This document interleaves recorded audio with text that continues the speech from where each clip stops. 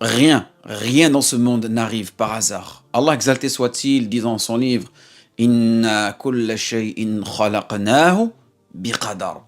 C'est-à-dire nous avons créé toutes choses avec mesure. Et Allah subhanahu wa ta'ala aussi nous dit Ma asaba min musibatin fil ardi wala fi anfusikum illa fi kitabin min qabli an nabra'aha inna dhalika 'ala Allahi yasir. Aucune calamité n'atteint la terre, ni vos personnes, sans qu'elle ne soit inscrite dans un livre avant que nous l'ayons créé. Cela est certes facile pour Allah subhanahu wa ta'ala. Un événement qui a particulièrement attiré l'attention dans les récents incendies de Los Angeles est le fait que ces feux ont frappé des quartiers riches, notamment le quartier du Bel-Air, que vous connaissez tous, vous souvenez de cette série, Le Prince du Bel-Air, Santa Monica, Malibu, toutes ces séries que vous suivez quand vous étiez jeune, et d'autres endroits où se trouvent des résidences luxueuses, détruisant un grand nombre de villas et de propriétés appartenant à des célébrités et à des personnes riches. Et ce phénomène, mes frères et sœurs, n'est pas nouveau. Car si vous vous souvenez, en août 2023, lors des incendies à Hawaï, un grand nombre de casinos et de maisons luxueuses avaient également été détruits. Certains pourraient interpréter ces événements comme une sorte de haine, une haine des pauvres envers les riches, ou penser qu'il s'agit simplement de coïncidence. Mais il est plus juste d'y voir une leçon de miséricorde et un avertissement divin. Innar min Allah.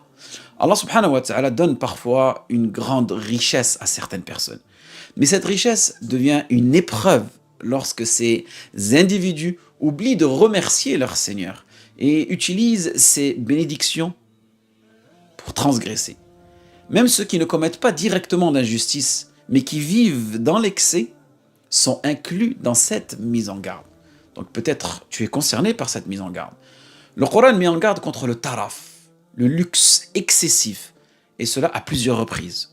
Souvent pour le condamner. Allah subhanahu wa ta'ala dit dans son livre وَكَمْ قَصَمْنَا مِنْ قَرْيَةٍ كَانَتْ ظَالِمَةً وَأَنْشَأْنَا بَعْدَهَا قَوْمًا آخَرِينَ فَلَمَّا حَسُّوا بَأْسَنَا إِذَا هُمْ مِنْهَا يَرْكُضُونَ لَا تَرْكُضُوا وَارْجِعُوا إِلَى مَا أُتْرِفْتُمْ فِيهِ وَمَسَاكِنِكُمْ لَعَلَّكُمْ تُسْأَلُونَ.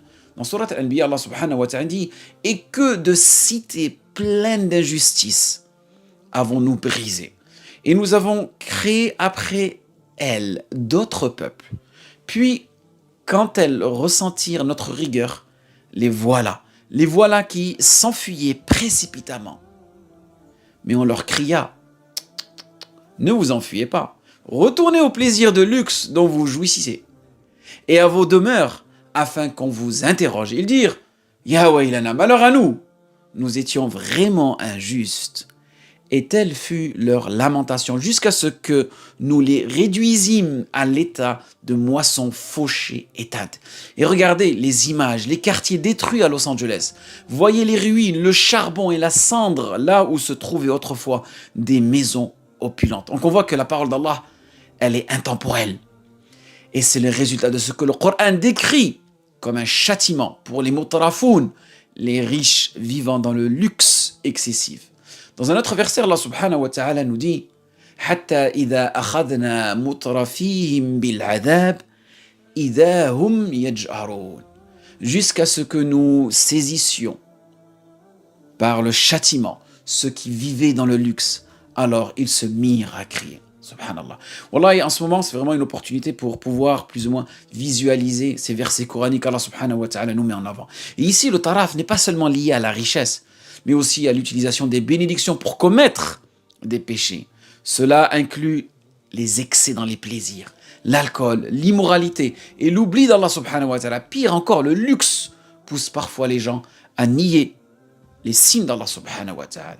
Allah nous dit dans le Coran وَمَا أَرْسَلْنَا فِي قَرْيَةٍ مِّن نَذِيرٍ إِلَّا قَالَ مُتْرَفُوهَا إِنَّا بِمَا أُرْسِلْتُمْ بِهِ كَافِرُونَ.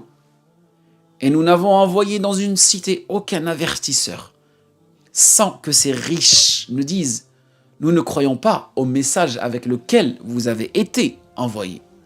Et ces vérités ne sont pas ignorées même par ceux qui ne lisent pas le Coran, parce que cela fait partie de l'innéité, de la saine nature.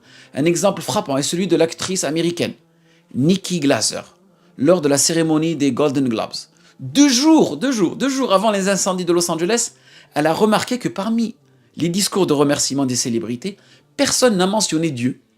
Elle a dit, il semble que cette ville n'est pas de Dieu. Et cela montre à quel point l'oubli d'Allah est profondément enraciné dans ces communautés. Et donc je te fais toi aussi, mon frère, ma soeur, un rappel. N'oublie pas Allah subhanahu wa ta'ala, n'oublie pas de le remercier.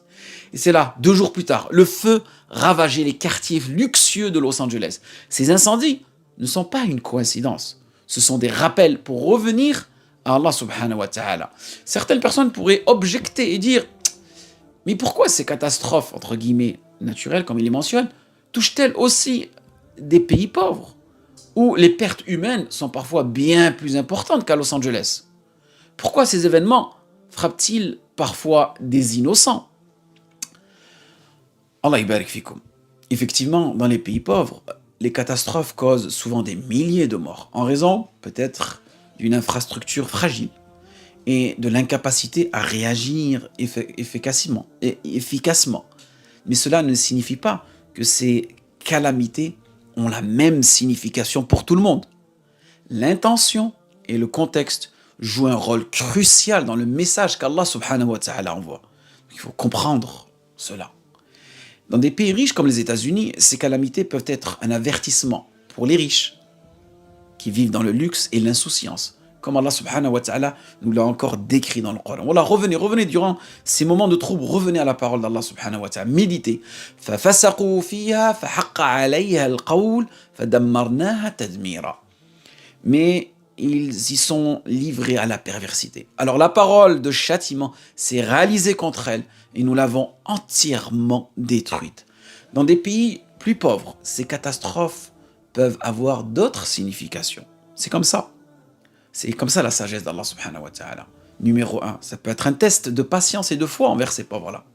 Numéro 2, ça peut être une purification des péchés. Numéro 3, ça peut être une élévation des rangs des croyants dans l'au-delà. Et un même événement peut ainsi toucher des personnes aux intentions et aux modes de vie complètement différents. On va prendre l'exemple d'un champ de bataille. Un croyant mourant en défendant la vérité obtient le statut de martyr, shahid.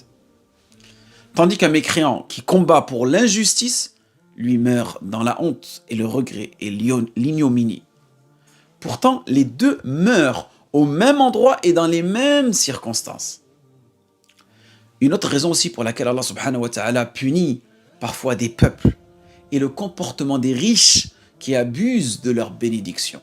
Et ces abus mènent souvent à des injustices à grande échelle. Écoute ce que dit Allah subhanahu wa ta'ala.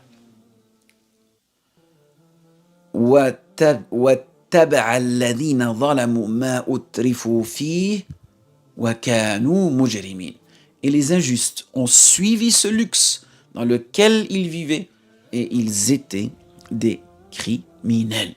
Le luxe excessif pousse souvent à l'arrogance, à l'injustice et à l'oppression des autres. Les riches, malheureusement, utilisent parfois leurs ressources pour imposer leur domination, exploiter les pauvres et transgresser les limites fixées par Allah subhanahu wa ta'ala.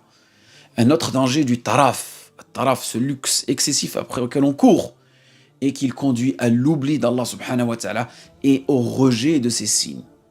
Écoute ce que nous dit encore Allah subhanahu wa ta'ala. وَمَا أَرْسَلْنَا فِي قَرْيَةٍ مِّن نَذِيرٍ إِلَّا قَالَ مُتْرَفُوهَا إِنَّا بِمَا أُرْسِلْتُمْ بِهِ كَافِرُونَ. Et nous avons envoyé dans une cité aucun avertisseur sans que ces riches ne disent « Nous ne croyons pas au message avec lequel vous avez été envoyés ».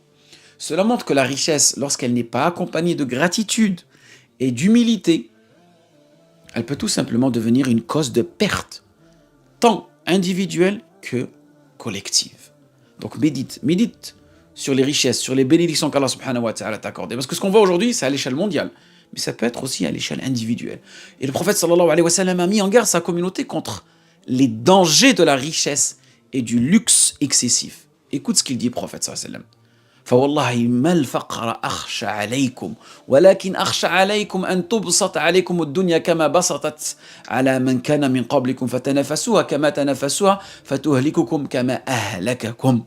Par Allah, ce n'est pas la pauvreté que je crains pour vous, mais je crains plutôt que la richesse de ce monde ne vous soit accordée comme elle l'a été pour ceux qui vous ont précédés. Naam.